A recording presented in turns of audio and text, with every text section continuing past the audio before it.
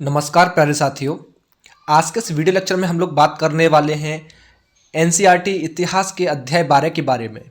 ठीक है, जिसका नाम है गुप्त साम्राज्य का उद्भव और विकास। इसमें हम लोग जानेंगे कि गुप्त साम्राज्य का उद्भव कैसे हुआ, यानी कि उदय कैसे हुआ, और विकास किस तरीके से गुप्त साम्राज्य का हुआ। जैसे कि हम लोगों ने लास्ट लेक्चर में पढ़ा था अपना मौर्योत्तर काल के बारे में।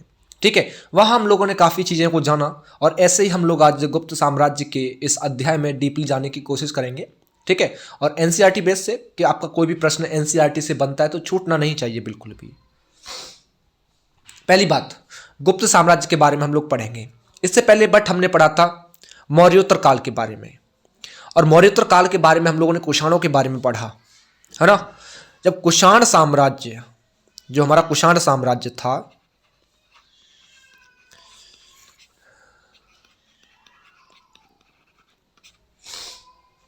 और जब कुषाण साम्राज्य का अंत हुआ, है ना, पतन जब हुआ, तो जो खंडहर बचे थे, जो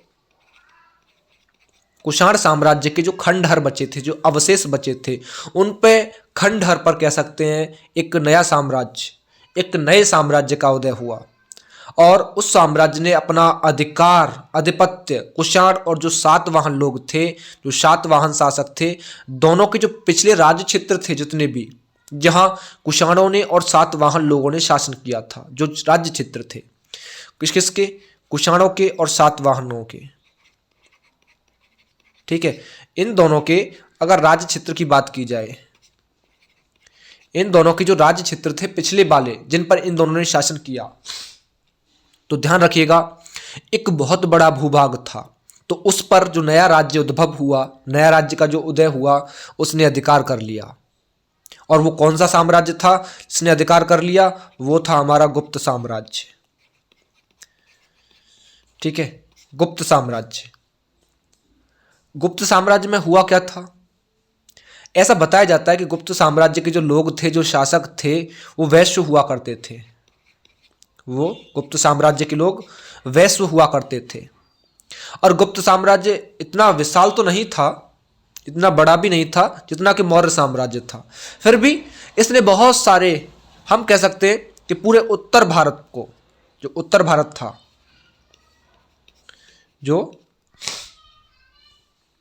उत्तर भारत था हमारा, उस उत्तर भारत को 335 ईस्वी में, कब? 335 ईस्वी से लेकर के और आपका 455 ईस्वी तक,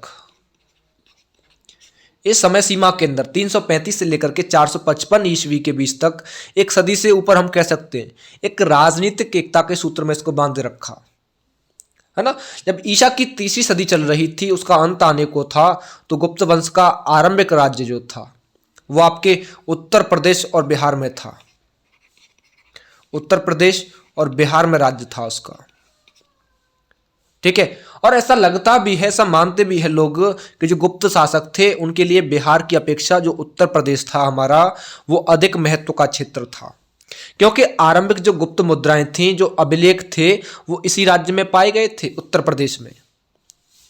हालांकि हम एक सामंत की बात करें, स्वतंत्र व्यक्तियों की बात करें, तो जिनके अभिलेख अधिकतर देखे जाए तो वो मध्य प्रदेश में पाए गए थे। तो गुप्तकालीन जो अवशेष मिले, पुरावशेष जो मिले, उनकी उपलब्धि की दृष्टि से देखोगे तो उत्तर प्रदेश सबसे समृद्ध स्थान सिद्ध हो जाता है। और इसलिए हम कह सकते हैं कि उत्तर प्रदेश ही वह स्थान प्रतीत होता है जहां से गुप्त शासक कार्य संचालन किया करते थे और अनेकों दिशाओं में बढ़ते गए, वो आगे प्रगति करते गए। हालांकि गुप्त लोग कुषाणों के सामंत हुआ करते थे।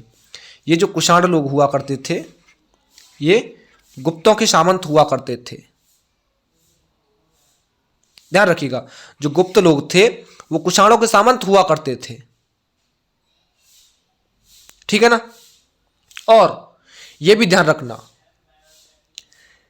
लगता तो है कि थोड़े ही दिनों में उनके जो उत्तराधिकारी थे वो बन बैठे थे। भाई बिहार और उत्तर प्रदेश में देखोगे काफी जगह हैं जहां कुषाणों के पुरावशेष मिलते हैं, और उनके पुरावशेषों के ठीक बाद देख लो जो गुप्त पुरावशेष जो है हमारे पास, वो देखने को मिलते हैं। और ऐसा लगता भी है कि गुप्त जो थे, गुप्तों ने जो जीन, लगाम, कोट हुआ करते थे, बटन वाले कोट, पतलून हुआ करती थी, जूते हुआ करते थे, वो भी इस्तेमाल किए। गुप्त लोगों ने जीन, लगाम, बटन वाले कोट जो थे, पतलून, जूते, इन सब का इस्तेमाल करना सीखा। किससे? कुषाणों से सीखा। और गुप्त राजाओं का कोई भौतिक सुविधाएं प्राप्त नहीं थी इनको। भाई गुप्त शासकों को देखोगे, कोई भौतिक सुविधा इनको प्राप्त नहीं थी बिल्कुल भी, क्योंकि उनके जो कार्यकलाप थे, उनका मुख्य प्रांगण जो था मध्य प्रदेश में देखोगे, जो उर्वर भूमि है वही माना जाता है, जिसमें बिहार और उत्तर प्रदेश आ जाते हैं आप लोगों के। और ये मध्य भारत और दक्षिण बिहार के जो लौह अयस्क था उसका उपयोग कर सके, इसलिए उसको क्षेत्र माना गया। इसके अलावा भी देख लीजिए, बाजेटाइन है आपका साम्राज्य जो था, बाइजेंटाइन जो साम्राज्य है, या फिर जो पूर्वी रोमन साम्राज्य था, उसके साथ ही रेशम का व्यापार करने वाले जो उत्तर भारत के इलाके थे, उनके पड़ोस में ये रहते थे, वहां पड़ते थे। अतः हम कह सकते हैं कि इस निकटता का भी लाभ उठा सके ये लोग बहुत अच्छे तरीके से। और वैसे देखोगे तो अनुकूल स्थितियां बनी, उनके बल पर गुप्त शासकों ने अपना अधिकार, एक अनुगंगा, अनुगंगा का मतलब है मेरा मध्य गंगा का मैदान, प्रयाग जो कि आधुनिक में आपका इलाहाबाद है, साकेत जो कि आपका अयोध्या, और जो मगध का स्थान है वो, ठीक है। अगर एक काल क्रमानुसार देखा जाए, एक समय अकॉर्डिंग देखा जाए, अकॉर्डिंग टू टाइम, अगर टाइम के अकॉर्डिंग देखें, एक समय अनुसार देखें, तो जो राज्य था गुप्त राज्य, गुप्त साम्राज्य, ये क्या था कि भारत व्यापी साम्राज्य बन गया कुछ समय में ही। और उत्तर भारत में तो कुषाण सत्ता की बात करें हम लोग, थोड़ी सी जो हमारा उत्तर भारत था वहां कुषाण सत्ता की बात करें, जो कुषाण सत्ता थी लगभग बताया जाता है कि 230 ईस्वी के आसपास समाप्त हो गई थी, ये बिल्कुल फिनिश हो गई थी, ठीक है ना, 230 ईस्वी के आसपास। और तब क्या था, जो मध्य भारत था उसका एक बड़ा सा भाग था, एक मध्य भारत का बड़ा सा भूभाग था, और वो बड़ा भूभाग किसके कब्जे में था? ध्यान रखना, ये जो मरुंडे थे, जो मुरुंडो थे, ये मुरुंडों के कब्जे में था, ये मुरुंडों के कब्जे में था। अब यहां प्रश्न बन रहा होगा कि मुरुंडो कौन थे? भाई ध्यान रखना, यहां एक चीज ध्यान रखना, आप लोगों के मन में डाउट होगा कि मुरुंडो कौन थे, मुरुंडो बीच में कहां से आ गए। हालांकि किताबें आप लोगों की मुरुंडो के बारे में पढ़ाती नहीं है, हालांकि मुरुंडो ने भी शासन किया था यहां पे।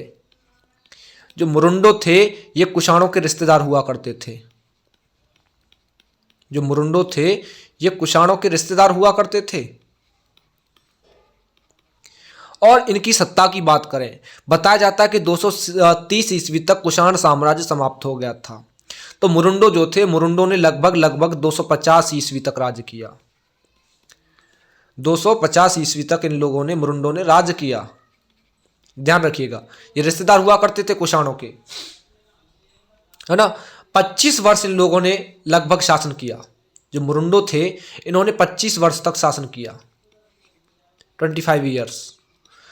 25 वर्ष जब इन्होंने शासन कर लिया, लगभग बात आ गई आपकी 275 ईस्वी की। 275 ईस्वी में क्या हुआ, गुप्त वंश के हाथ में सत्ता आ गई। जो सत्ता थी किसके हाथों में? मुरुंडो के हाथ में जो सत्ता थी, अब वो गुप्त लोगों के हाथ में आ गई, गुप्त वंश के हाथ में वो सत्ता आ गई।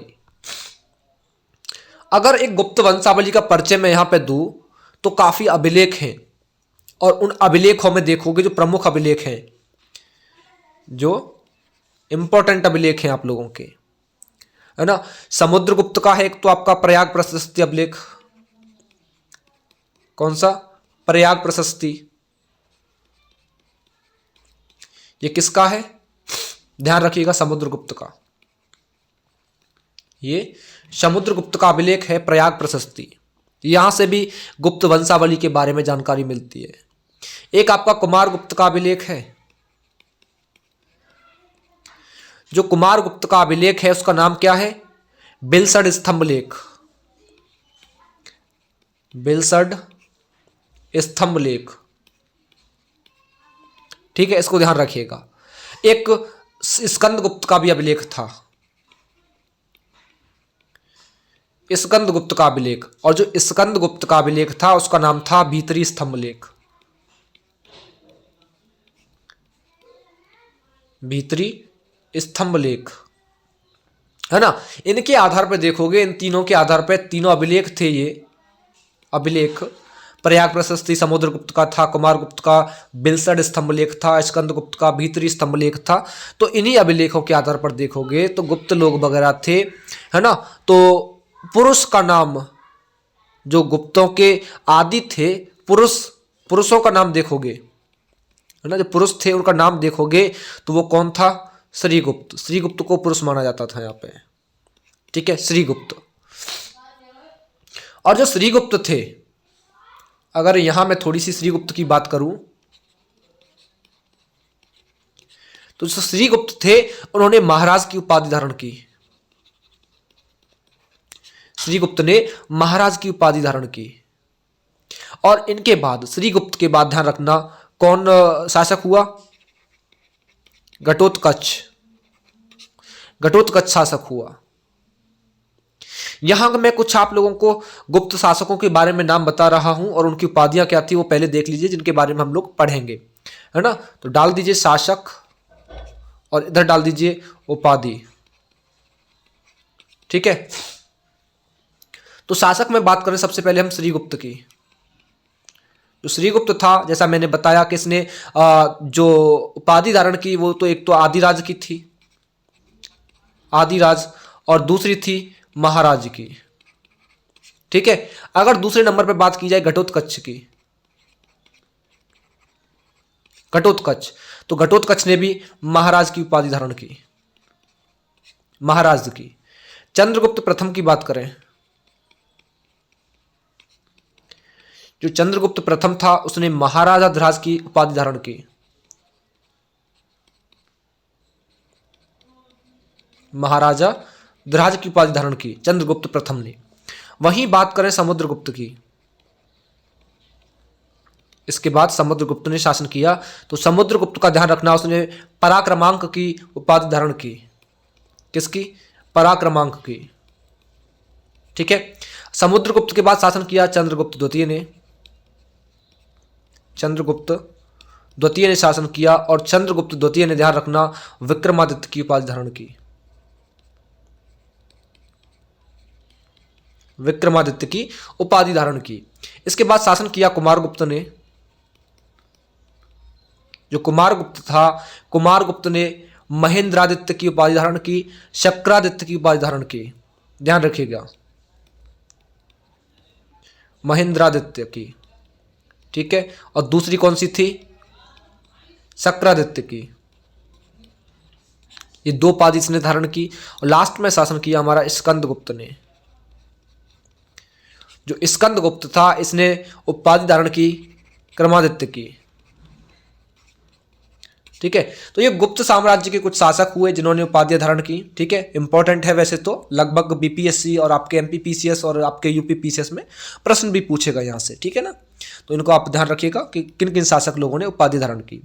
तो सबसे पहले हम यहां बात करेंगे चंद्रगुप्त प्रथम के बारे में, ठीक है। सबसे पहले हम बात करेंगे चंद्रगुप्त प्रथम के बारे में। चंद्रगुप्त प्रथम, और इसने शासन समय की बात करें तो 319 ईस्वी से लेकर के और 334 ईस्वी तक इसने शासन किया। ये गुप्त वंश का ध्यान रखना, चंद्रगुप्त प्रथम जो था ये वास्तविक संस्थापक था। गुप्त वंश का ये वास्तविक संस्थापक था चंद्रगुप्त प्रथम। इसने महाराजा ध्राज की उपाधि धारण की, इसने महाराजा ध्राज की उपाधि धारण की चंद्रगुप्त प्रथम ने। इसका जब राज्यारोहण हुआ, या राज्यारोहण की बात करें तो ध्यान रखना 319 ईस्वी में, 319 ईस्वी में इसका राज्यारोहण हुआ, है ना। और 319 ईस्वी से ही हम लोग जानते हैं जो गुप्त संवत था, गुप्त संवत, वो भी 319 ईस्वी से ही गुप्त संवत स्टार्ट होता है ना। आरंभ यहीं से माना जाता है। और चंद्रगुप्त प्रथम ने, जो चंद्रगुप्त प्रथम था इसने क्या किया, लिच्छवी की राजकुमारी हुआ करती थी एक,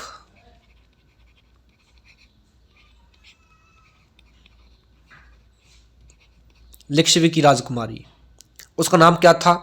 कुमार देवी। लिच्छवी की जो राजकुमारी थी कुमार देवी, उससे चंद्रगुप्त प्रथम ने क्या किया? विवाह कर लिया, उससे विवाह कर लिया। और पौराणिक उल्लेखों में देखोगे, जो हमारे पौराणिक उल्लेख हुए हैं, है ना, जो पौराणिक कथाएं हैं, अगर पौराणिक कथाओं में देखोगे तो ध्यान रखना, इस पौराणिक उल्लेखों के आधार पर, इसकी कथाओं के आधार पर जो है चंद्रगुप्त का जो साम्राज्य था उसका विस्तार देखोगे तो विस्तार की बात करें, ध्यान रखिएगा, विस्तार कहां कहां तक हुआ इसका? बिहार, दूसरा उत्तर प्रदेश, यहां के अधिकतर ऐसे क्षेत्र थे, भूभाग थे जहां तक इसका काफी विस्तार माना जाता है। काय के आधार पे? जो हमारे पौराणिक उल्लेख थे, ठीक है ना। तो इस तरीके से इसने अपना शासन को आगे कंटिन्यू किया। इसके बाद हम दूसरी बात करें समुद्रगुप्त पराक्रमा के बारे में। समुद्रगुप्त, यहां पराक्रमांक मैंने क्यों लिखा? क्योंकि इसकी उपाधि थी, ठीक है। इसने जो शासन किया वो समय बताया जाता है कि 335 ईस्वी से लेकर के 375 ईस्वी तक इसने शासन किया। चंद्रगुप्त प्रथम के बाद समुद्रगुप्त शासक बन गया, और हरिसेन जो था, हरिसेन, ध्यान रखना, एक कवि हुआ करता था, उसने एक रचना की है। हरिसेन ने प्रयाग स्तंभ प्रशस्ति में चंद्रगुप्त प्रथम जो था उसके द्वारा देखोगे तो समुद्रगुप्त को भरी सभा में राज्य प्रदान करने का वर्णन देखने को मिलता है। इसकी रचना का क्या नाम था? इसने बताया है प्रयाग स्तंभ प्रशस्ति में, प्रयाग स्तंभ प्रशस्ति में।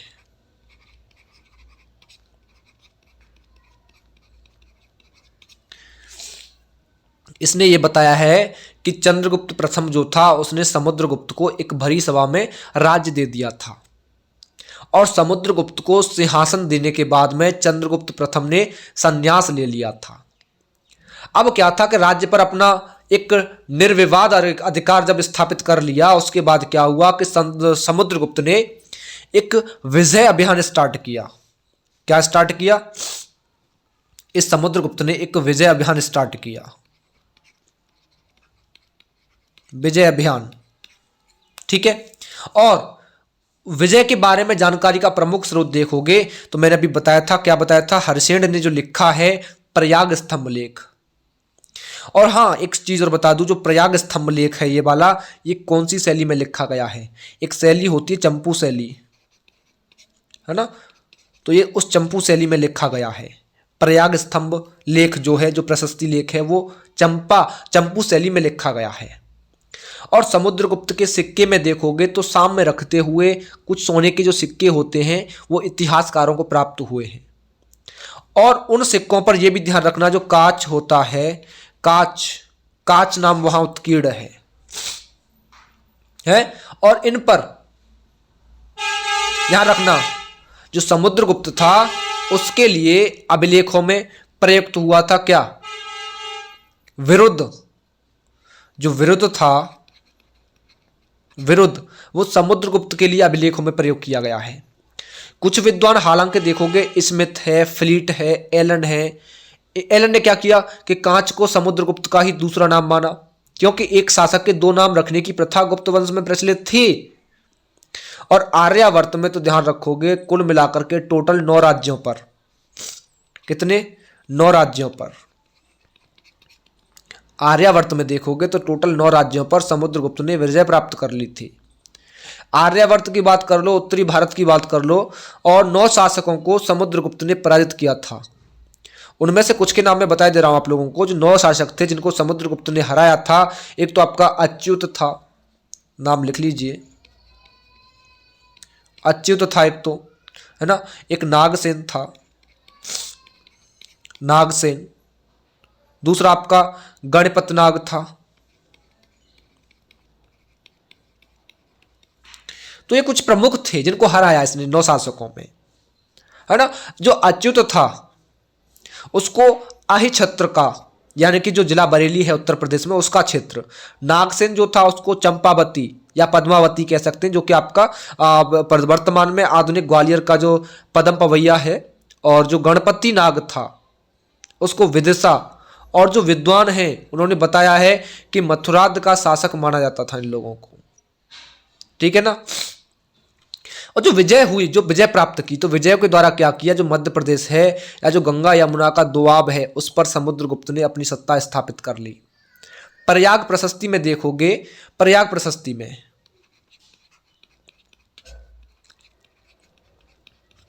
जो प्रयाग प्रशस्ति है ना, तो प्रयाग प्रशस्ति में जो विजय का वर्णन किया गया है वो क्या दिखाया गया है, आर्यावर्त राज्य प्रशोभद्रण। ध्यान रखिएगा, प्रयाग प्रशस्ति में जो विजय हैं उन विजयों का उल्लेख किया गया है, तो उसमें बताया गया है उनको क्या नाम दिया गया है, आर्यावर्त राज्य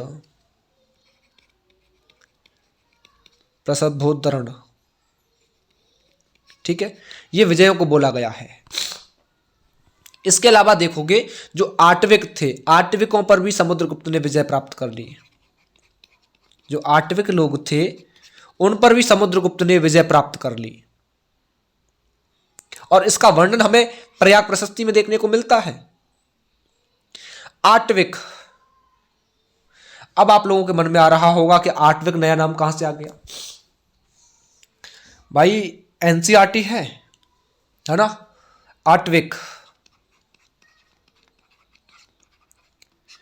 जो आटविक मैंने नाम लिया, जो आटविक लोग थे, ध्यान रखना, जो जंगली जाति होती हैं उनके शासक हुआ करते थे, है ना, जंगली जाति के शासक। आटविक जो थे वो जंगली जाति के शासक हुआ करते थे। और हालांकि जो मथुरा से लेकर के, मथुरा से जो नर्मदा, मथुरा से जो नर्मदा तक का प्रदेश है वहां के निवासी हुआ करते थे। अगर यहां मैं बात कर लूं दक्षिणापथ विजय की, दक्षिणापथ विजय की, तो उसमें 12 राज्यों को पराजित किया था। समुद्रगुप्त ने 12 राज्यों को हराया था, ध्यान रखिएगा। और इन राज्यों के लिए उसने ग्रहमणोच्छानुग्रह की एक नीति अपनाई। कौन सी नीति अपनाई, इन 12 राज्यों के लिए उसने एक नीति अपनाई, ध्यान रखना,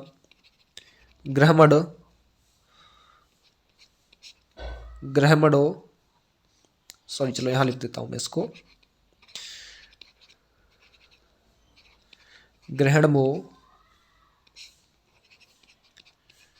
छानुग्रह, ग्रहणमो छानुग्रह की नीति इसने अपनाई।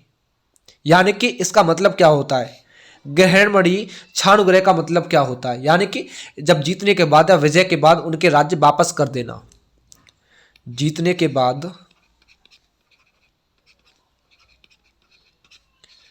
राज्य वापस करना, ये इस नीति का नाम था, है ना।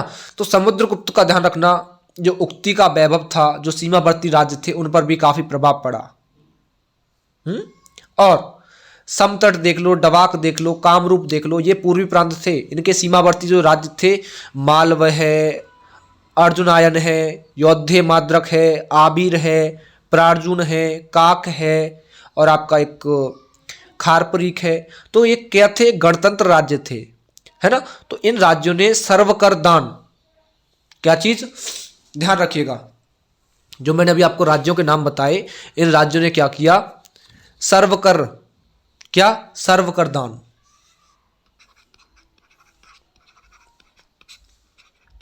सर्वकर दान, आज्ञाकरण, आज्ञाकरण, और प्रणामागमन,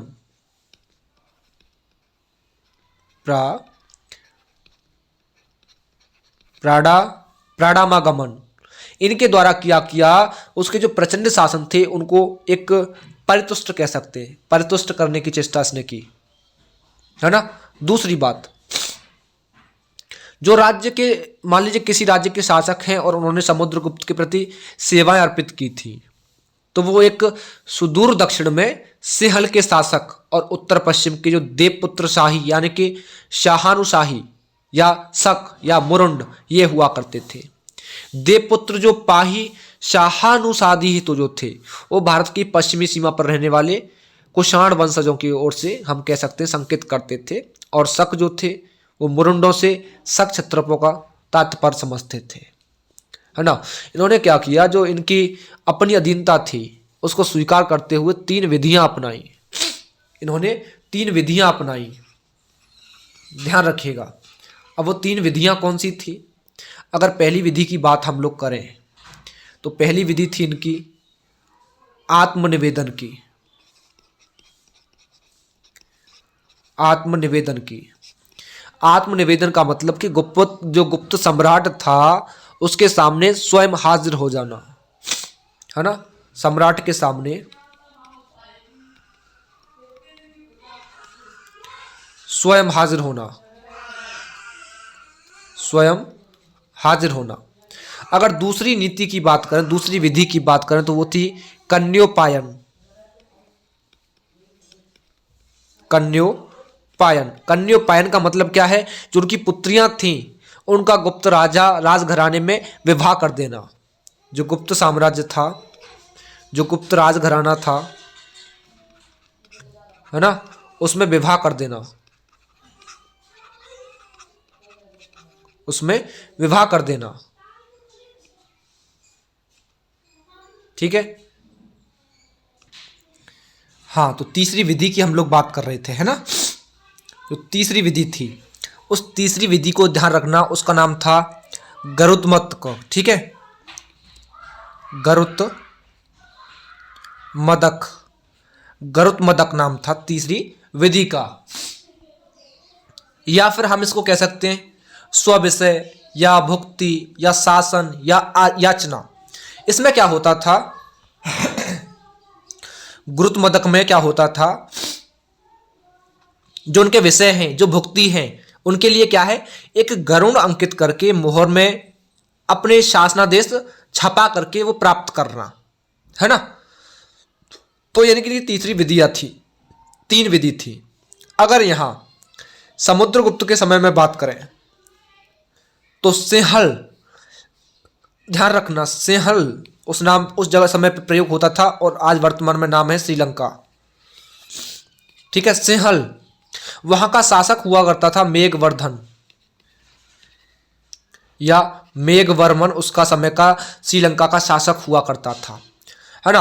अब क्या हुआ, समुद्रगुप्त को कभी पराजय का सामना नहीं करना पड़ा, लेकिन एक प्रसिद्ध इतिहासकार हुए विसेंट स्मिथ, एक इतिहासकार हुए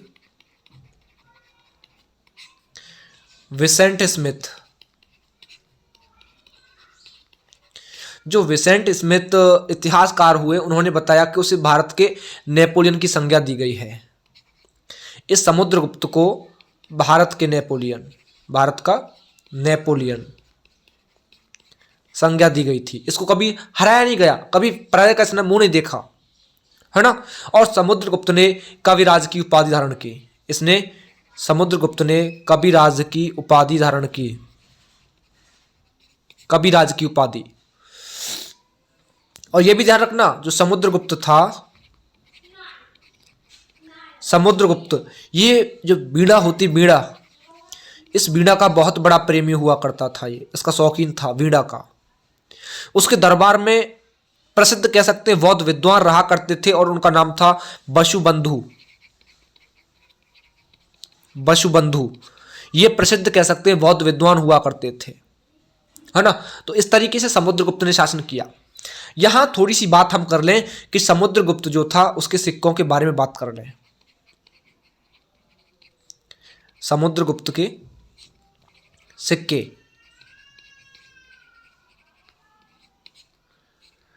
समुद्रगुप्त के सिक्कों के बारे में बात कर लें तो यहां पे ध्यान रखना, जो समुद्रगुप्त था उसने 6 तरीके की, 6 प्रकार की सोने की मुद्राएं, स्वर्ण मुद्राएं, 6 प्रकार की सोने की मुद्रिकाएं जो थी, मुद्राएं, वो प्राप्त हुई समुद्रगुप्त के शासनकाल से।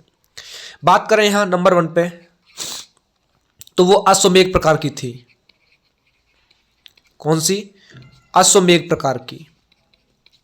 इसमें क्या था? अश्वमेध प्रकार में जो सिक्के थे अश्वमेध प्रकार के, ये समुद्रगुप्त ने अश्वमेध यज्ञ जब करवाया उसके प्रमाण दिखाते हैं, है ना। इसके मुख भाग पर देखोगे तो यज्ञ में बंधे हुए घोड़े का चित्र दिखाया जाता है। पृष्ठ भाग पर देखोगे तो राजमसी दत्त देवी की जो आकृति है उसके साथ साथ अश्वमेध पराक्रम अंकित करवाया है इसने अश्वमेध प्रकार के सिक्कों पर। एक प्रकार के सिक्के थे इसके वीणा वादन प्रकार के। जो वीणा वादन प्रकार था उसमें बताया जाता है ऐसे तरीके के सिक्के थे, वीणा वादन जो सिक्के थे उन पर वीणा बजाते हुए राजा की आकृति उत्कीर्ण की है। और इसका संकेत कैसे मिलता है? सूचित किसको करता है ये? कि संगीत प्रेम से, कि आपका समुद्रगुप्त संगीत का प्रेमी हुआ करता था। एक इसने दिखाया है व्याघ्र हनन प्रकार के।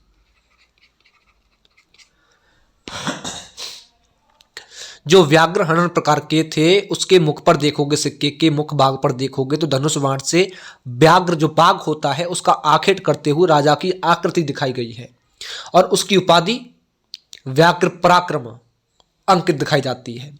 पृष्ठ भाग पर देखोगे तो मकर वाहिनी गंगा की आकृति है, उसी के साथ राजा समुद्रगुप्त उत्कीर्ण है सिक्के पर, है ना। अगर चौथे की बात करें तो चौथा था हमारा गरुड़ प्रकार। गरुड़ प्रकार की बात करें तो गरुड़ प्रकार का जो सिक्का है उसके मुख भाग पर देखोगे तो राजा की आकृति है जो कि गरुड़ ध्वज और पृष्ठ भाग पर पराक्रम अंकित है। पांचवें प्रकार की बात करें तो वह पांचवा प्रकार था परशु प्रकार। और परशु प्रकार जो सिक्का था इसके मुख भाग पर देखोगे तो बाएं हाथ से परशु धारण किए हुए राजा का चित्र है, फरसा जैसे बोलते हैं। पृष्ठ पर देखोगे देवी की आकृति है। उसकी उपाधि क्या थी? उपाधि ध्यान रखना, कृतांत परशु उसकी उपाधि थी उस समय पे। एक छठे प्रकार की और बात कर लूं, छठा प्रकार था धनुर्धारी प्रकार।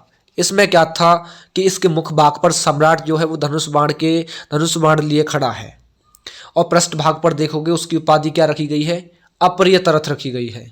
उपाधि क्या रखी गई है? अप्रेतरथ। ठीक है, यह था हमारा समुद्रगुप्त का सिक्कों का प्रचलन। अगर यहां बात करें हम थोड़ी सी किसके बारे में, चंद्रगुप्त द्वितीय विक्रमादित्य के बारे में अगर हम लोग बात करें तो यहां देखिए जो चंद्रगुप्त द्वितीय विक्रमादित्य था, कौन? चंद्रगुप्त द्वितीय विक्रमादित्य। जो चंद्रगुप्त द्वितीय विक्रमादित्य था इसने शासन किया 375 ईस्वी से लेकर के 415 ईस्वी तक। चंद्रगुप्त द्वितीय का काल गुप्त काल का स्वर्ण काल माना जाता है। इसका जो शासन समय था वो स्वर्ण काल कहा जाता है। ध्यान रखिएगा, चंद्रगुप्त द्वितीय विक्रमादित्य का जो शासन काल था वो गुप्त काल का स्वर्ण युग माना जाता है। प्रश्न पूछा जाता है बार बार ये। और चंद्रगुप्त द्वितीय ने विक्रमादित्य की उपाधि धारण की। इसने उपाधि विक्रमादित्य की धारण की। इसने विक्रमादित्य की उपाधि धारण की, है ना। यही उपाधि इसने जो है 57 ईसा पूर्व में उज्जैन के जो शासक थे उन्होंने भी पश्चिमी भारत में शक क्षत्रप पर विजय प्राप्त जब कर ली थी उसके उपलक्ष्य में धारण की थी। ठीक है, विशाख दत्त की कृति है देवी चंद्रगुप्तम। विशाख दत्त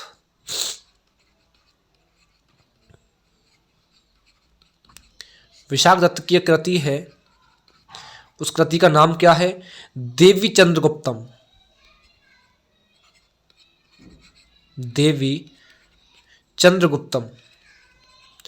और ये देवी चंद्रगुप्तम ये क्या है? एक नाटक है, नाटक।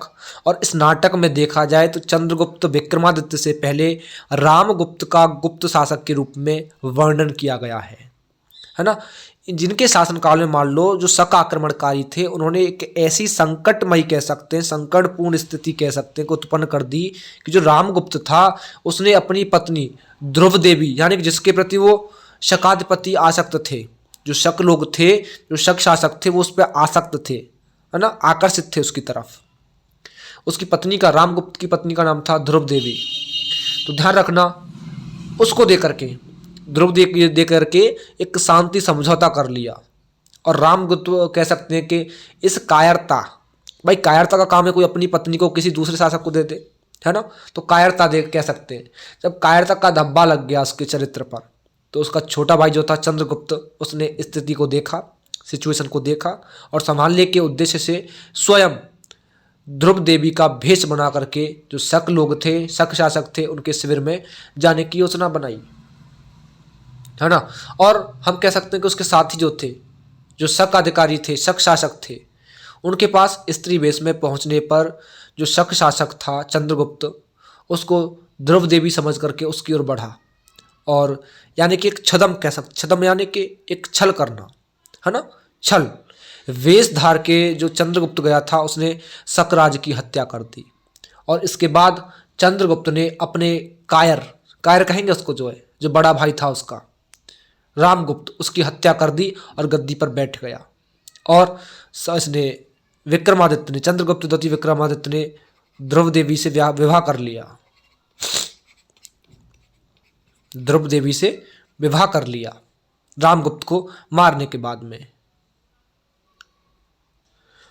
आपका बाणभट्ट का हर्षचरित है, हर्षचरित। राजशेखर का काव्य मीमांसा है। राष्ट्रकूट अमोघ वर्ष के शक संवत 795 के संजान ताम्रपत्र और आप गोविंद चतुर्थ के सांगली और खंबात ताम्रपत्रों में देखोगे तो इन घटनाओं का उल्लेख मिल जाता है। रामगुप्त के कुछ तांबे के सिक्के विदिशा और उदयगिरी से प्राप्त हुए हैं। जो रामगुप्त था,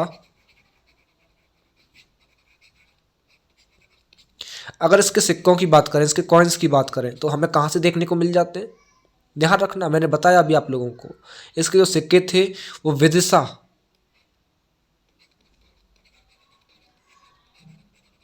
विदिशा और उदयगिरी यहां देखने को मिल जाते हैं, है ना। दूसरी बात, अब इसमें कुछ सिक्के ऐसे भी थे जिन पर गरुड़ अंकित था, कुछ ऐसे भी सिक्के थे जिन पर गरुड़ अंकित था, और जिसमें तांबे के सिक्के वाला जो रामगुप्त गुप्त वंशीय शासक था वही प्रतीत होता है। विक्रमादित्य ने क्या किया, नाग राजकुमारी थी, उसका नाम था कुबेर नागा। क्या नाम था? कुबेर नागा। उससे विवाह कर लिया, कुबेर नागा से विवाह कर लिया और उस कुबेर नागा से एक कन्या प्राप्त हुई, एक कन्या उत्पन्न हुई और उस कन्या का नाम था प्रभावती गुप्ता। क्या नाम था? प्रभावती गुप्ता। अगर देखोगे जो वाकाटक थे, जो वाकाटक लोग थे, वाकाटक, उनका सहयोग जब मिला और मिलने के लिए यानी कि सहयोग मिल जाए तो चंद्रगुप्त ने अपनी जो पुत्री थी प्रभावती गुप्ता, उसका विवाह किससे कर दिया? एक वाकाटक नरेश हुआ करता था, एक राजा हुआ करता था, उसका नाम था रुद्रसेन द्वितीय। क्या नाम था? रुद्रसेन द्वितीय। यानी कि इस शंभु चंद्रगुप्त द्वितीय विक्रमादित्य ने क्या किया, एक सहायता के लिए, सहयोग के लिए जो वाकाटक नरेश था, जो राजा था रुद्रसेन द्वितीय, इस नरेश के साथ में, इस रुद्रसेन द्वितीय के साथ में अपनी पुत्री प्रभावती का इसने विवाह कर दिया, है ना। और ध्यान रखना, दक्षिण दिल्ली में जो आपका मेहरौली स्थित लौह स्तंभ है, आपका दक्षिण दिल्ली में देखोगे जो मेहरौली में देखोगे तो लौह स्तंभ स्थित है, लौह स्तंभ। वहां चंद्र नाम का एक शासक था, चंद्र नाम का शासक, और उस चंद्र नाम के शासक की जो विजय थी उनका उल्लेख किसमें मिलता है देखने को? लौह स्तंभ में, जो कि मेहरौली में है। और इस चंद्र की पहचान चंद्रगुप्त द्वितीय से भी की जाती है। मान लो इस चंद्र को अगर चंद्रगुप्त द्वितीय मान लिया जाए, अगर इसको द्वितीय मान लिया जाए, चंद्रगुप्त द्वितीय मान लिया जाए, तो ये कहा जा सकता है कि उसने गुप्त साम्राज्य का जो प्रभुत्व था वो पश्चिमोत्तर भारत में और बंगाल में काफी भाग में स्थापित कर लिया था, लेकिन जो पुरालेखी राज प्रशस्तियां हैं उनमें अतरंजन मालूम होता है। और चंद्रगुप्त द्वितीय ने उज्जैनी के जो अंतिम शासक थे रुद्र सिंह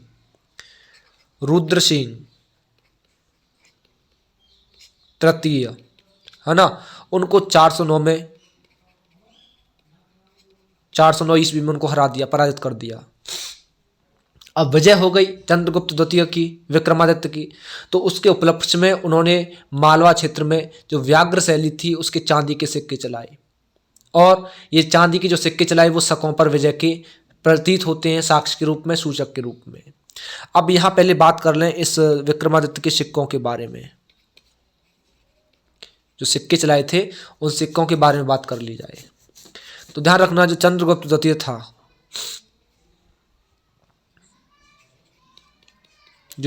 द्वितीय था, उसने सोने के सिक्के चलाए, रजत के चलाए, ताम्र के चलाए। और इस काल में देखोगे तो स्वर्ण सिक्कों को दीनार, जो गोल्डन कॉइन्स थे उनको दीनार ध्यान रखना, और जो सिल्वर कॉइन थे, रजत चांदी के जो सिक्के थे उनको रूप्यक या रूपक कह सकते हैं, इनको कहा जाता था। और चंद्रगुप्त की जो सोने की मुद्राएं थी उनके काफ़ी प्रकार थे, जिनमें से आपको गिनाऊं, नंबर 1 पे हम देखते हैं तो पहली थी धनुर्धारी प्रकार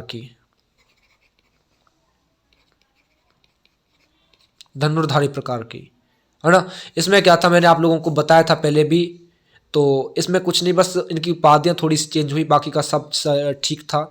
दूसरे इसके सिक्के की बात करें, दूसरा सिक्का था इसका छत्रधारी में क्या था, जो सिक्के थे उसके मुख भाग पर आहुति डालता हुआ राजा खड़ा है और वो अपने बाएं हाथ में तलवार की जो मुठिया होती है उस पर रखे हुए है। पृष्ठ भाग पर देखोगे तो कमल के ऊपर लक्ष्मी खड़ी है और मुद्रालेख विक्रमादित्य उत्कीर्ण है ना। और एक आपका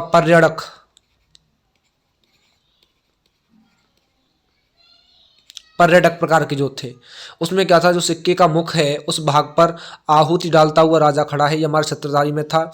इसके मुख भाग पर देखोगे तो राजा वो वस्त्र और आभूषण धारण किए हुए पलंग पर बैठा है, पर्यटक प्रकार में, है ना। अगर चौथे की बात करें तो सिंह निहंता था, उसमें देखोगे तो सिक्के के मुख भाग पर सिंह को धनुष बाण या फिर कोई कृपाण जो होती है, कृपाण, उससे मारते हुए राजा की आकृति उत्कीर्ण की गई है।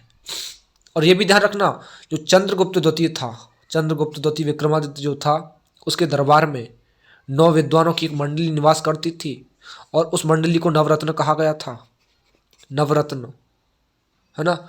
और नवरत्नों में बात की जाए तो ध्यान रखना, इनमें से आपके एक तो कालिदास थे, दूसरे थे आपके धन्वंतरी, तीसरे की बात करें तो बराह मेहर थे। अगर चौथे की बात करें तो वो अमर सिंह थे, अगर पांचवे की बात करें तो वो थे हमारे छपड़क थे, शंकु थे, बेताल भट्ट, है ना, घटक पर थे। और 9वें थे आपके बररुचि। ये आपके 9 विद्वान थे जिन्हें नवरत्न कहा गया था, ठीक है ना। अगर नवरत्नों की बात करें, देखो छंपका की मैंने बात की आप लोगों से अभी, या छपड़क बोल सकते हैं हम लोग, जो है धन्वंतरी थे, कालिदास ये नाटक और काव्य के क्षेत्र में हुआ करते थे। कालिदास जो थे, चलो इनका विवरण भी बता देता हूं मैं आप लोगों को, ठीक है। इन नवरत्नों के विवरण की बात कर ली जाए, ध्यान रखना, जो ये कालिदास जो थे वो आपके नाटक और काव्य में हुआ करते थे, नाटक और काव्य के क्षेत्र में हुआ करते थे। इनकी रचना की बात कर लो, अभिज्ञान शाकुंतलम है, मेघदूत है, 2 रचनाएं हैं इनकी, ठीक है। और अगर छपड़क की बात करें तो वो ज्योतिष विद्या में हुआ करते थे, ज्योतिष विद्या में। और इनकी कृति की बात करें तो इनकी कृति का नाम है ज्योतिष शास्त्र। ज्योतिष शास्त्र। धन्वंतरी की बात करें, जो धन्वंतरी थे वो चिकित्सा के क्षेत्र में हुआ करते थे, चिकित्सा के क्षेत्र में। इनकी रचना का क्या नाम है? आयुर्वेद। आयुर्वेद हम कह सकते हैं चिकित्सा की पुस्तक। ठीक है। अमर सिंह की बात करें, जो अमर सिंह थे वो ध्यान रखना वो शब्दकोश रचना के क्षेत्र में हुआ करते थे, शब्दकोश रचना में। इनकी रचना की बात करें तो अमरकोश, और अमरकोश में पूरी की पूरी शब्दावलियां हैं।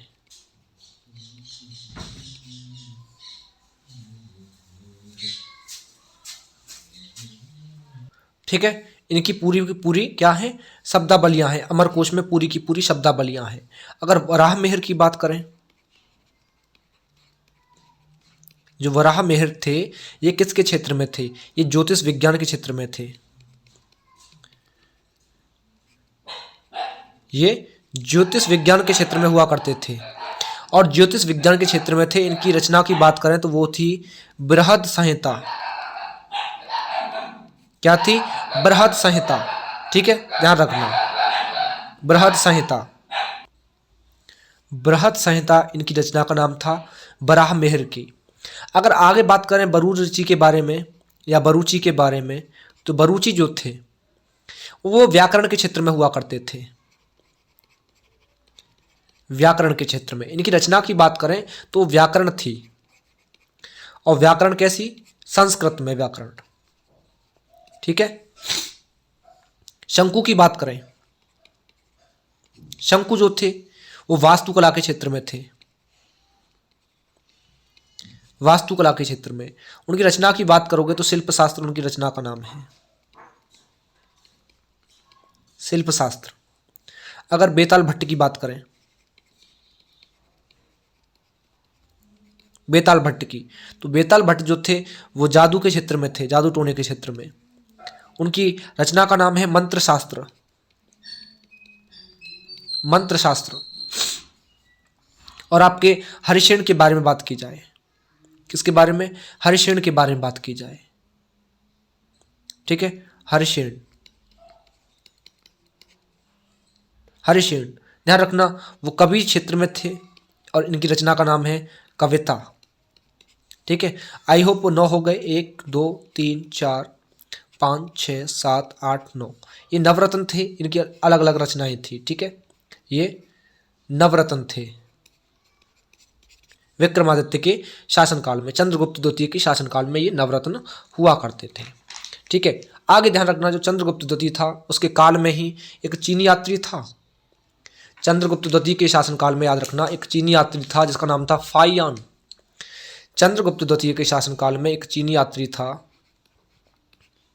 और उस चीनी यात्री का नाम क्या था? फाइयान। जो फाइयान था वो 399 में आया और 14 तक वो रहा, 414 तक वो रहा। ठीक है, भारत में आया था ये जो है। और फाइयान ने एक पवित्र बौद्ध स्थानों की भी यात्रा की, है ना। संकिसा श्रावस्ती में उसने अपने अनेक स्मारक और भिक्षु देखे। पाटलिपुत्र में उसने अशोक का राजमहल देखा। इससे काफ़ी इतना प्रभावित हुआ कि उसे देवताओं के द्वारा निर्मित बताया। चंद्रगुप्त ने सोने, रजत, ताम्र की मुद्रा जारी की और इसके काल में सोने के सिक्के थे उनको दीनार, रजत के सिक्के थे उनको रुपयक या रूपक कहा जाता था। ठीक है। आगे हम नए शासक के बारे में बात करें जिसका नाम था कुमारगुप्त महेंद्रादित्य, जो उपाधि थी उसकी। जो कुमारगुप्त था इसकी उपाधि क्या थी? महेंद्रादित्य, महेंद्रादित्य। ठीक है। इसने शासन कब से किया? 415 से लेकर के और 455 ईस्वी तक इसने शासन किया। कुमारगुप्त चंद्रगुप्त की पत्नी, जो कुमारगुप्त था वो किससे उत्पन्न हुआ था? जो चंद्रगुप्त की पत्नी थी ध्रुव देवी, उससे उत्पन्न हुआ था। इसकी माता का नाम क्या था?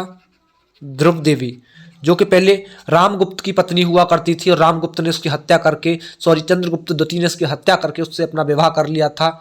यानी कि चंद्रगुप्त द्वितीय का पुत्र था कुमारगुप्त महेंद्रादित्य।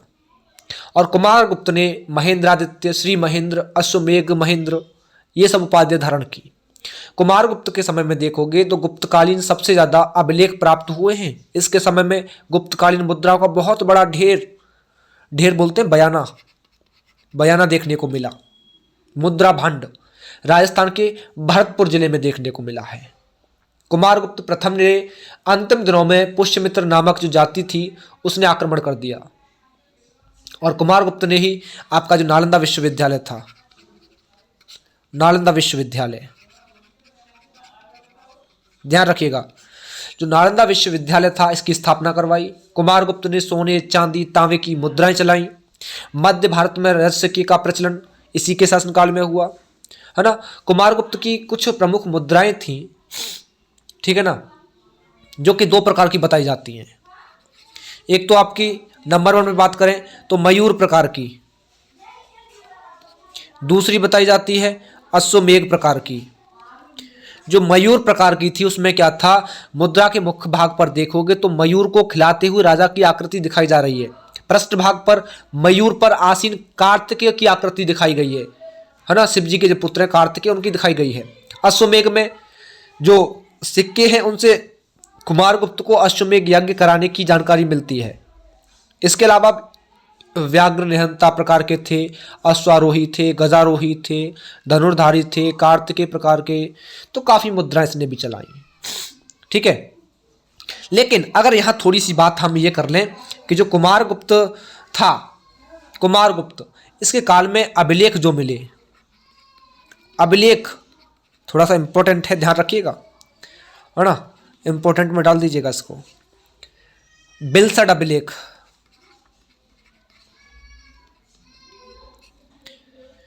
बिलसड अभिलेख, ये ध्यान रखना जो कुमारगुप्त था उसके शासनकाल का पहला अभिलेख था। और ये पहला अभिलेख कहां से, उत्तर प्रदेश, जो उत्तर प्रदेश है, उत्तर प्रदेश का एटा जिला है वहां स्थित है। और कुमारगुप्त प्रथम तक देखोगे तो गुप्तों की वंशावली प्राप्त होती है इसी अभिलेख से। एक इसका दूसरा अभिलेख था मनकुंवर अभिलेख, मनकुंवर अभिलेख इलाहाबाद जिले में स्थित है और बुद्ध प्रतिमा के निचले भाग में उत्कीर्ण किया गया है इसको। इस मूर्ति की स्थापना बुद्ध मित्र जो थे, बुद्ध मित्र नाम के एक बौद्ध भिक्षु थे, उन्होंने करवाई थी। एक करमदंडा था, करमदंडा, इसमें क्या था, उत्तर प्रदेश का जो फैजाबाद जिला है वहां स्थित है।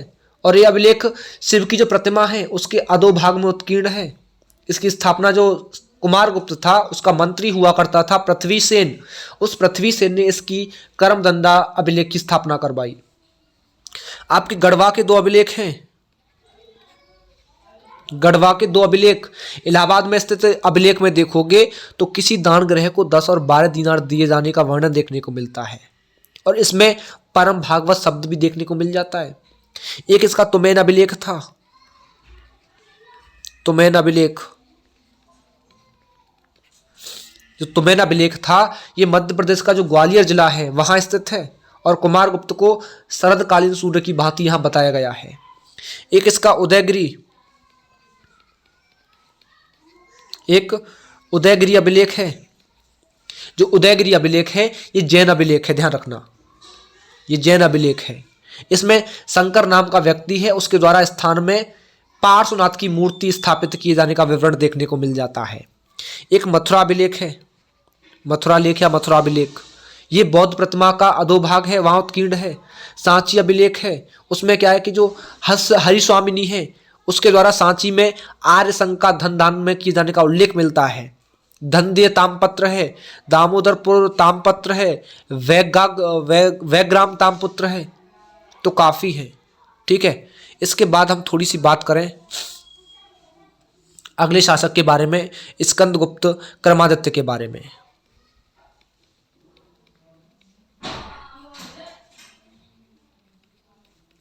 स्कंदगुप्त क्रमादित्य के बारे में जिसने शासन किया 455 ईस्वी से लेकर के 467 ईस्वी तक। स्कंदगुप्त के समय में ध्यान रखना, जो मध्य एशिया के जो हूण थे उन्होंने आक्रमण किया, लेकिन हूण हार गए। और हूण जो थे मध्य एशिया की एक बर्बर जाति थी। जो हूण थे वो मध्य एशिया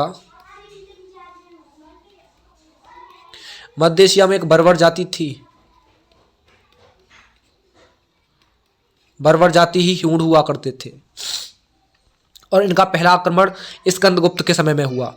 इनका जो नेता था, हूणों का नेता, उस नेता का नाम क्या था? खुशनवाज। इनके नेता का नाम खुशनवाज था।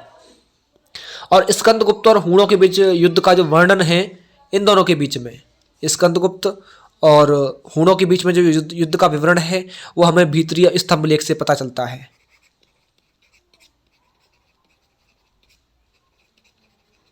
भीतरी स्तंभ लेख से विवरण देखने को मिलता है। हूणों का दोबारा से आक्रमण हुआ और तब उनका नेतृत्व किसने किया? दूसरी बार में, ध्यान रखिएगा, तोरमाड़ ने। तोरमाड़ के नेतृत्व में दोबारा आक्रमण किया। और तोरमाड़ के बाद उसका जो पुत्र था मेहरकुल, उसने भी अपना राज्य स्थापित किया। उसकी राजधानी थी सियालकोट। उसका जूनागढ़ अभिलेख से यह पता चल जाता है कि उसने सौराष्ट्र प्रांत में पर्णदत्त को अपना राज्यपाल नियुक्त किया था। और इस लेख में गिरनार के जो प्रशासक थे चक्रपालित, उन्होंने सुदर्शन झील के बांध का निर्माण करवाया, उसका वर्णन मिल जाता है। स्कंदगुप्त की उपाधि जो थी वो शक्रादित्य थी, जैसा कि कहोम अभिलेख से पता चलता है। इसकी जो शक्रादित्य उपाधि थी, जो अभिलेख है, कौन सा अभिलेख? कहोम अभिलेख से पता चल जाती है ना। स्कंदगुप्त ने चीन के साथ मित्रतापूर्ण संपर्क बनाए थे और 466 ईस्वी में एक राजदूत था, उसको चीन के सांग सम्राट के दरबार में भेजा। और स्कंदगुप्त ने वृषभ शैली के नए सिक्के जारी किए। इसने सिक्के जो जारी किए थे वो वृषभ शैली थी। वृषभ शैली के सिक्के जारी किए थे इसने। स्कंदगुप्त के अंतिम समय में गुप्त वंश पतन की ओर चल पड़ा था। यहां थोड़ी सी हम बात कर लेते हैं हूणों के आक्रमण के बारे में, है ना। जब हूणों का नाम आया इसमें, तो हूणों के आक्रमण के बारे में बात कर लेते हैं। जो हूणों का आक्रमण हुआ, मैंने बताया नंबर 1 पॉइंट कि जो हूण थे वो मध्य एशिया की बर्बर जाति हुआ करती थी। मध्य एशिया की बर्बर जाति। जो तिगिन था, तिगिन को हूणों का प्रथम राजा माना गया था, जो कि गांधार का शासक था। ध्यान रखना, तिगिन ये हूणों का पहला राजा था, है ना। और ये गांधार का शासक भी था। और भारत में हूणों का पहला आक्रमण स्कंदगुप्त के समय में हुआ। और उस समय नेता कौन था? खुशनवाज। ठीक है। और स्कंदगुप्त और हूण के बीच युद्ध हुआ, इसका वर्णन हमें भीतरी स्तंभ लेख से मिलता है। हूणों का दूसरा आक्रमण तोरमड़ के नेतृत्व में हुआ और उसने पवैया नाम का जो स्थान था उस पर अपना शासन स्थापित कर लिया। तोरमड़ के बाद उसका पुत्र मेहरकुल, उसने भी अपना राज्य स्थापित कर लिया। उसकी राजधानी सियालकोट थी। और उसके ग्वालियर लेख में से हमें यह पता चल जाता है कि वो शिव का भक्त था। ग्वालियर अभिलेख से यह पता चलता है कि वो शिव का भक्त था। ठीक है। यहां थोड़ी सी हम बात कर लें किसके बारे में? यहां थोड़ी सी हम बात कर लें पुरुगुप्त के बारे में, है ना। पुरुगुप्त के बारे में।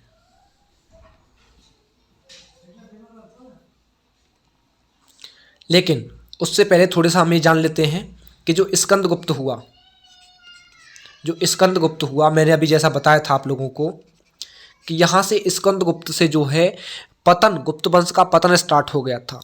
और जब यानी कि हम यह बात करेंगे तो परवर्ती गुप्त शासक जो हुए थे, परवर्ती गुप्त शासक हुए थे, ठीक है ना। परवर्ती गुप्त शासक। तो सबसे पहला कौन हुआ था? स्कंदगुप्त के जो उत्तराधिकारी थे उनमें सबसे पहला था पुरुगुप्त। पुरुगुप्त के बाद कौन आया? कुमारगुप्त द्वितीय। कुमारगुप्त द्वितीय। तीसरा कौन आया? बुद्धगुप्त। उसके बाद कौन आया? नरसिंहगुप्त बालादित्य। नरसिंहगुप्त बालादित्य। ठीक है, इसके बाद कौन आया? भानुगुप्त।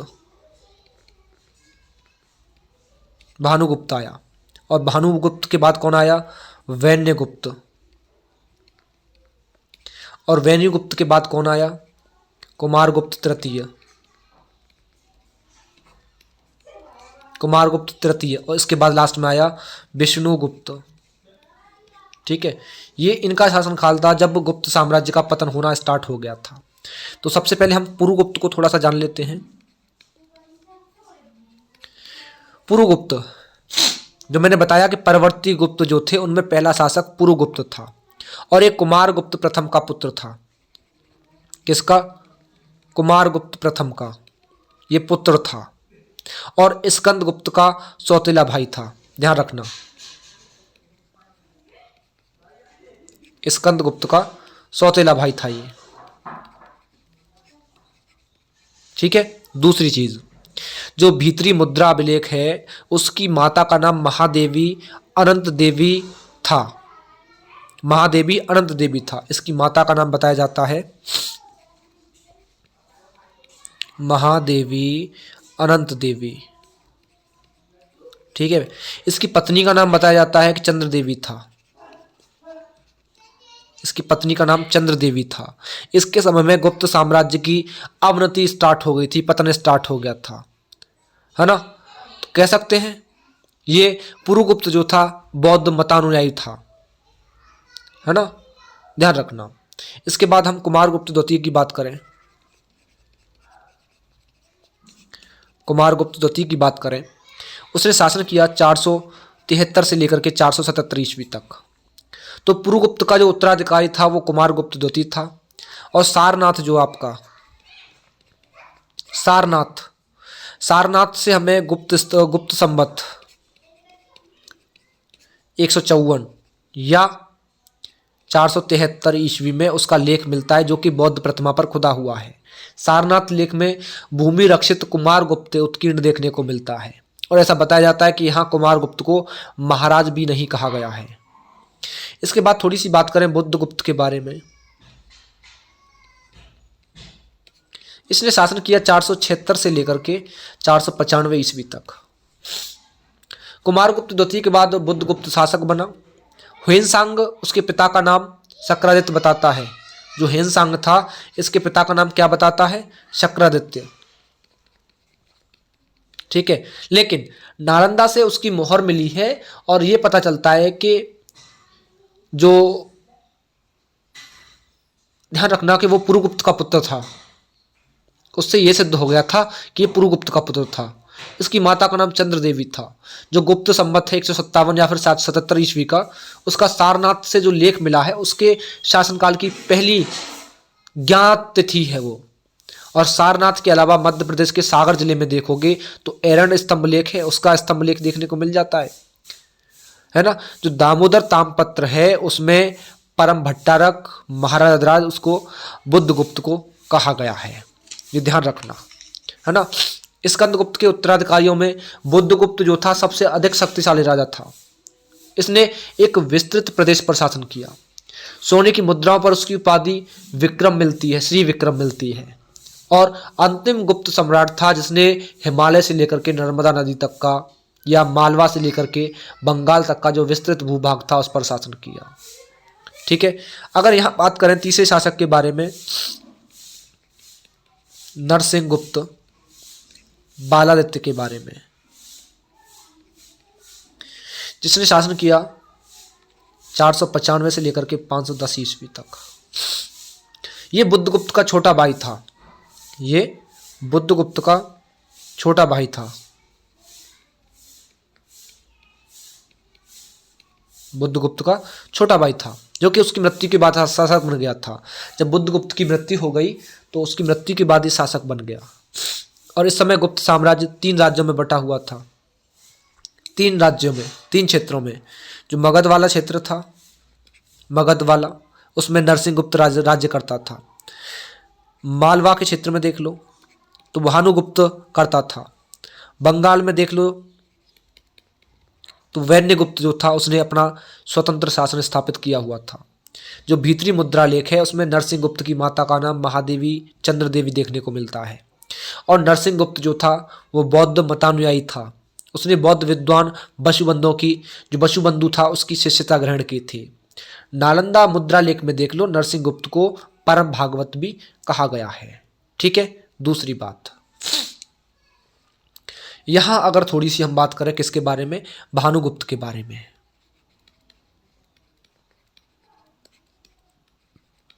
जिसने 510 ईस्वी में शासन किया।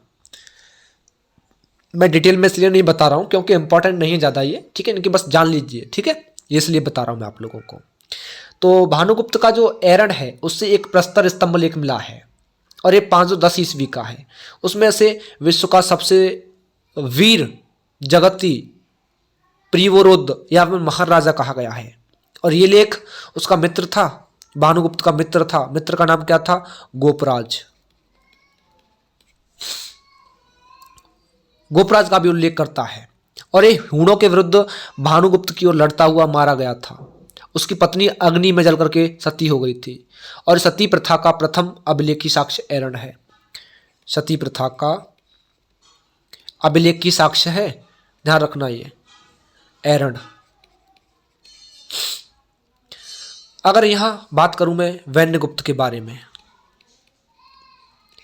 507 ईस्वी की, तो इसके विषय में जानकारी का जो मुख्य सोर्स है वो गेणुधर है। क्या है, गुणेधर। बांग्लादेश का कोमिल्ला में एक ताम्रपत्र है जो कि गुप्त संवत 188 या 507 ईस्वी का माना जाता है। नालंदा में इसकी मोहर मिली है जिस पर महाराजा ध्राज की अंकित है, चित्र अंकित है। गुणेधर ताम्रपत्र में इसके दो प्रांतीय शासक हुआ करते थे, एक तो विजयसेन और दूसरा था रुद्रदत्त। इन दो का नाम देखने को मिलता है। बौद्ध विहार के लिए कुछ भूमि दान किया था इसने, उसका वर्णन भी देखने को मिलता है। अगर बात करूं कुमारगुप्त तृतीय के बारे में,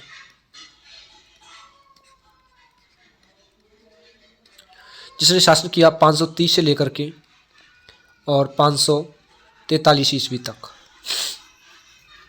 नरसिंह गुप्त के बाद में देखोगे उसका पुत्र कुमारगुप्त तृतीय मगध का राजा बन गया।